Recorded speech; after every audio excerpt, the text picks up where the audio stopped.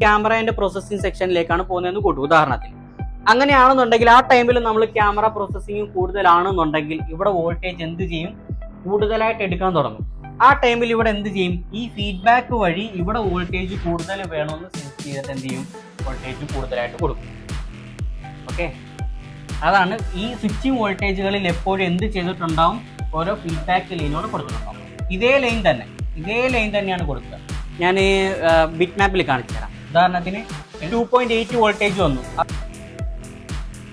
5002 കണ്ട പവർ ഐസിന്റെ ഈ ഭാഗത്ത് കിടക്കുന്നത് നോക്കിക്കോണം. പവർ ഐസിന്റെ ഈ ഭാഗത്ത് കിടക്കുന്ന കോയില് ഉദാഹരണത്തിന് ഇതാണ് കൂട്ട് 5002. ഇവിടെ നോക്കിയ 0.8 വോൾട്ടേജ് ആണ് കൊടുക്കുന്നത്. ഇതാണ് ഇതിന്റെ ഇൻ വോൾട്ടേജ്. ഈ കോയിലിലേക്ക് വോൾട്ടേജ് സ്വിച്ച് ചെയ്ത് കൊടുക്കുന്ന കണക്ഷൻ ഇതാണ്. ഇതെന്ത് ചെയ്യും, ഔട്ട്പുട്ട് കൊടുത്തു കഴിഞ്ഞാൽ ഔട്ട്പുട്ടിൽ കൊടുക്കുന്ന ഫിൽറ്റർ ആയിട്ടുള്ള കപ്പാസിറ്റർ കഴിഞ്ഞ് നേരെ CPU വന്നു. പക്ഷെ എന്ത് ചെയ്യും, ഇതിനകത്തേക്ക് തിരിച്ചൊരു കണക്ഷൻ പോകുന്നുണ്ടാവും. അതാണ് ഫീഡ്ബാക്ക് ലൈൻ. അത് എവിടെയാണ് കൊടുത്തിരിക്കുന്നത്, ഈ കോയിലിന്റെ ഔട്ട്പുട്ട് ലൈനിലാണ് കൊടുത്തിരിക്കുന്നത്.